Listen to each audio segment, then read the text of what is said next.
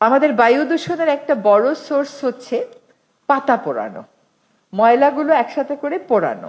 এটা ঢাকা বিশ্ববিদ্যালয় এবং এর আশেপাশের এলাকাগুলোতে প্রকট একটা সমস্যা। আপনাদের মাধ্যমে, আপনাদের প্রশাসনের মাধ্যমে সকলকে একটু অনুরোধ করতে চাই, যারা এই যে বাগানে কাজ করেন বা আবর্জনা ব্যবস্থাপনায় আছেন, সকলকে যদি ডেকে একটা স্ট্রিক্ট ইনস্ট্রাকশন দেওয়া যায় যে একটা গর্ত করে এই আবর্জনাগুলো রাখতে হবে, আর যত প্লাস্টিক পাবেন সব আমাদের প্রাণ কোম্পানিকে দিয়ে দিবেন, ওরা বানায়, ওরা এটা রিসাইকেল করবে। আর যত পচনশীল আছে সবগুলো একটা গর্তে করে আপনারা রেখে দেবেন। এই যে এখানে যখন কথা বলছি এখনো দুই একজনের সামনে প্লাস্টিকের পানির বোতল দেখছি, এটার কিন্তু আসলে প্রয়োজন নেই। একটা ফ্লাস্ক ক্যারি করবেন। Change your habit.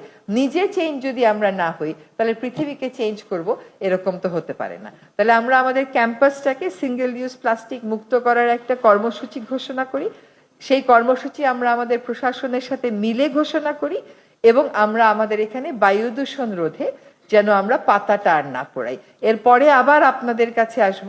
ঢাকা, ওই ছোট্ট বাচ্চাটা তার ফ্লাস্কটা তুলে আমাকে দেখাচ্ছে। থ্যাংক ইউ বাবা।